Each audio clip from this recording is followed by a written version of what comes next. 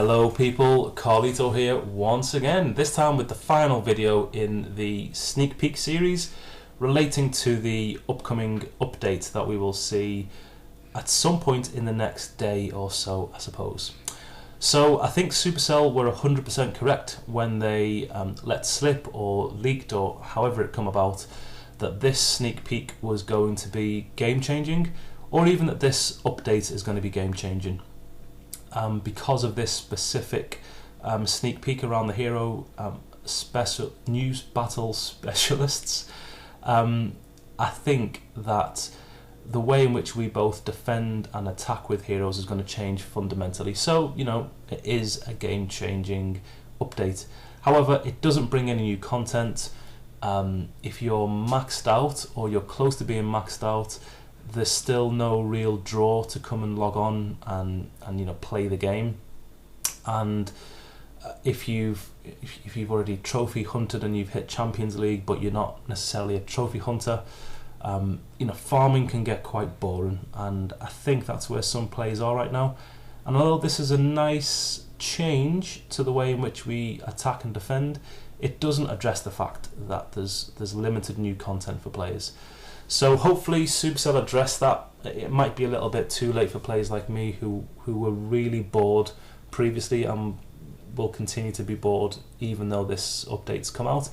But that being said, this sneak peek is really interesting, and I'll tell you why I think so and what I think it will mean for a lot of players, be those, you know, Town Hall 7, Town Hall 8, or even Town Hall 9 and Town Hall 10.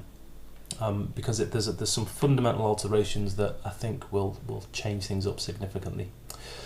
So I don't know if you can read the text. It depends on how big your screen is, I suppose, and whether you're watching this in high definition. But if you can't, I'll put a link to the forum, which is where this detail comes from, and go check out that, because there'll be some other information there as well, I'm sure. But just to walk you through it, the first thing to notice is that heroes can no longer be lured, or not to the same extent they could previously. So if you're anything like me, or you've got heroes, I'm sure this has already happened to you, where someone will trigger your hero, be that with a barbarian or a goblin or a hog, a warbreaker.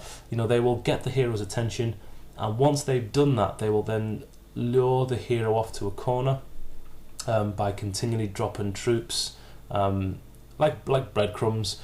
And once the hero gets to the final breadcrumb, they are ambushed by either a bunch of barbarians and archers if it's a low level hero, or if it's high level, sometimes people will use things like a clan castle with witches and wizards inside, and while the hero's attacking the skeletons, the wizards and other troops will just pound the hero in the face with their attacks.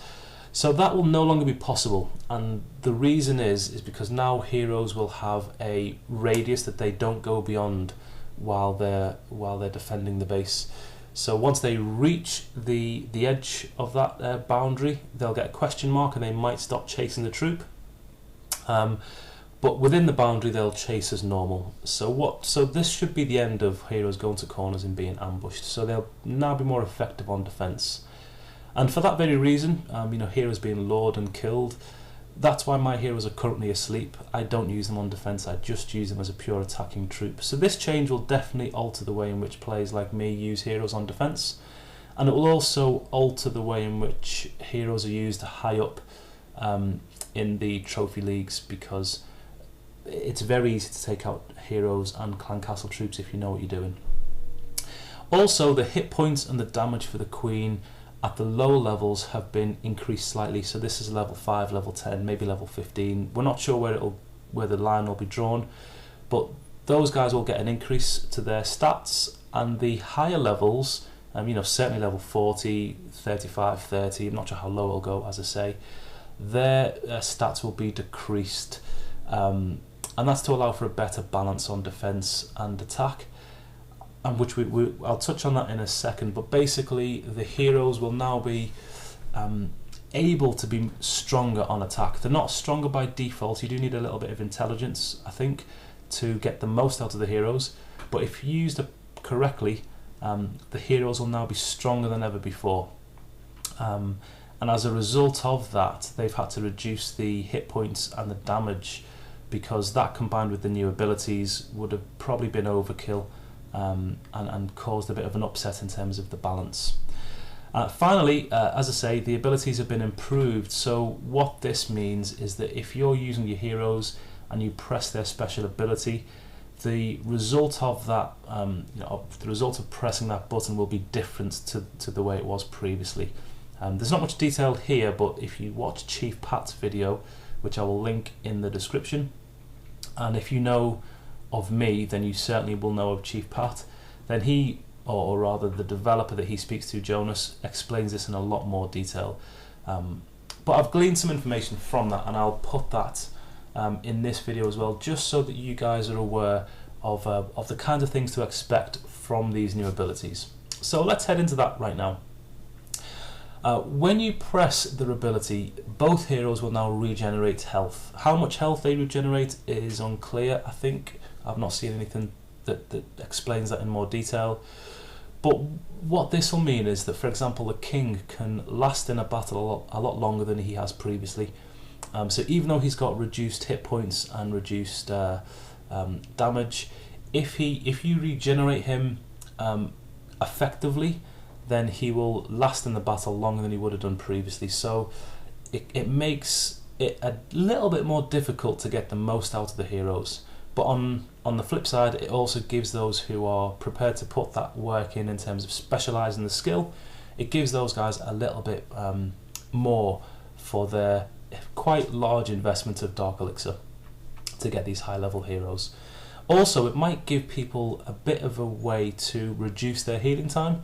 So if you can get through a fight and not use their ability, but then trigger their ability just before you quit the fight, then you might be able to give their health a boost and reduce the healing time that you need to do.